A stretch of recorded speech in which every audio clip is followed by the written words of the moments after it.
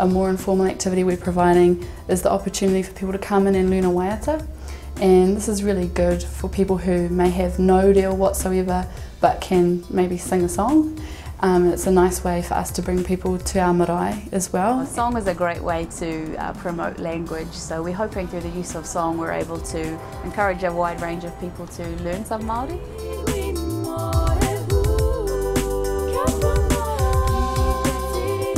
Tēnei o ngā wāhanga he whakaako waiata,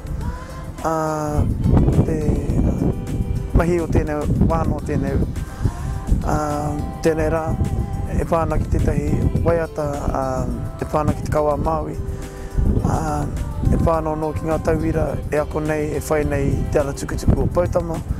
E pai ka kuho nei ki te whakarono i ngā kupu, e ho mai nei e ani piki mi ngā whakamāra mo tau waiata.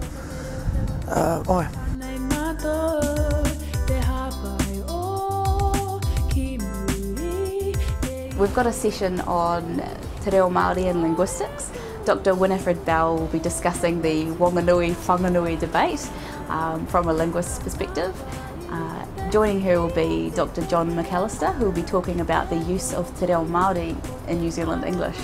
These two seminars are both designed for non-Māori, non-Māori speaking audiences to be able to come and see how Te Reo Māori might relate to them.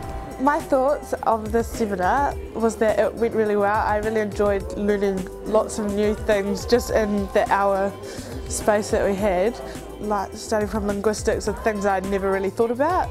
Well, I came along because I'm really interested in Te Reo Māori, and also because I knew both of the speakers and I knew that they were both very good speakers, and I loved both of them. I thought they were very nicely chosen, one about pronunciation and spelling and the other about vocabulary and what we call lexis, you know, the dictionary entries that you get in a language.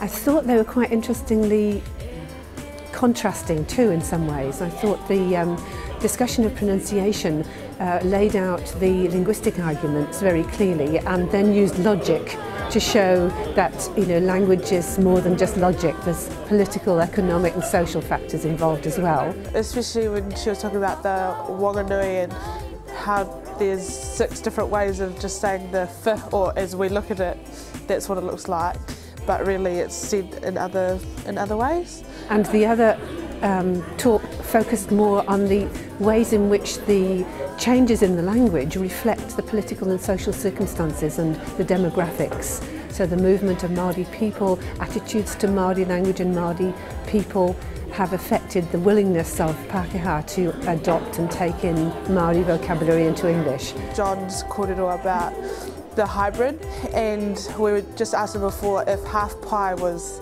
half a pie or if it was half good, as in half pie in the Māori language, and it's actually half good. And both talks had a lot of really valuable material and complemented each other very nicely.